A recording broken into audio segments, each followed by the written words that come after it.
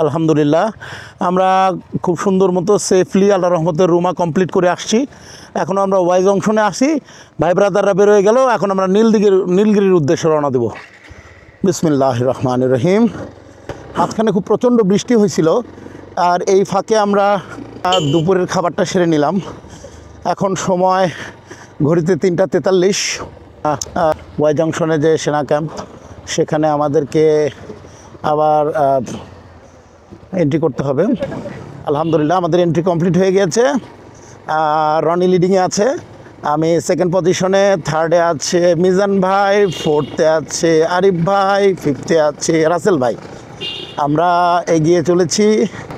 এখন আমাদের নতুন গন্তব্য নীলগিরি হয়ে থামছি। এর মাঝখানে আমরা আরও কিছু ভিউ পয়েন্ট পাবো, double hand view point, Titanic view point. ইনশাল্লাহ আমরা চেষ্টা করব। যদিও সুবহান আল্লাহ, দেখেন কত সুন্দর আল্লাহ তৈরি করে রেখে দিয়েছে। এই রোডটা অনেক ব্যস্ত একটা রোড।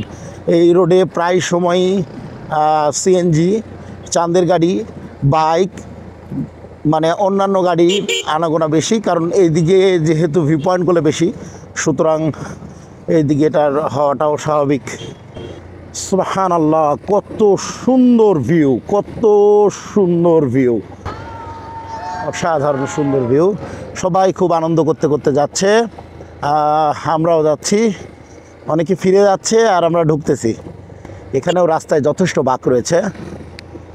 বাঁকগুলোতে আসলে সাবধানতা অবলম্বন করা ম্যান্ডেটরি।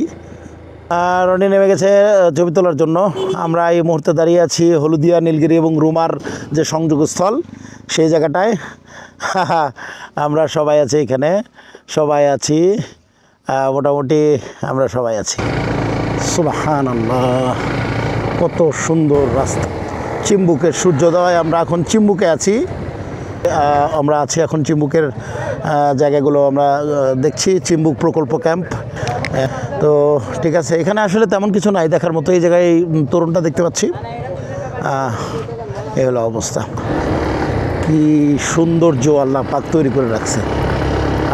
যাচ্ছি সামনে, দেখেন কত সুন্দর পাহাড় দেখা যাচ্ছে, কত সুন্দর পাহাড় দেখা যাচ্ছে। সুবহানাল্লাহ, আমরা অনেক উপরে আছি, আমরা অনেক উপরে আছি। আমরা চিম্বুক পাহাড়ের উপরে, চিম্বুক পাহাড়ের উপর দিয়ে আমরা রাইড করতেছি এই মুহূর্তে। এই মুহূর্তে দেখেন আমরা কতটা উপরে আছি, যা বলার ভাষা রাখে না ভাই। এত উপরে আছি আমরা, এত উপরে আছি। সুবহানাল্লাহ, আলহামদুলিল্লাহ। খালি দেখেন, দেখেন, খালি দেখেন। টাকা পয়সা কি বাড়ি রেখে দিবেন, জমাবেন, নাকি একটু ঘুরে আল্লাহর দুনিয়াটা দেখবেন, এই সিদ্ধান্ত আপনাদের।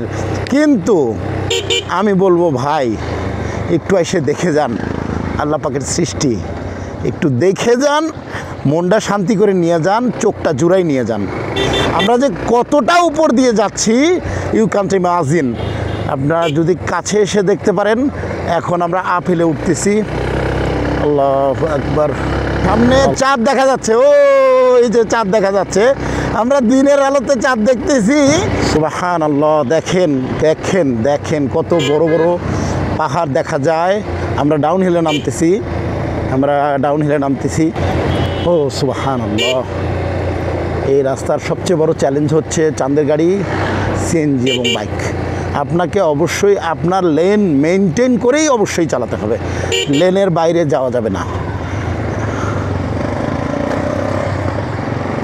আলহামদুলিল্লাহ, এখন একটা স্পটে পৌঁছে গিয়েছি। আলহামদুলিল্লাহ, আমরা টাইটানিক ভিউ পয়েন্টে পৌঁছে গিয়েছি। তো টাইটানিক ভিউ পয়েন্টে আপনাদেরকে দেখাবো। টাইটানিক ভিউ পয়েন্টে এই যে দেখেন টাইটানিক ভিউ পয়েন্ট। সুবহানাল্লাহ, কতটা সুন্দর এবং কত উপরে আছি।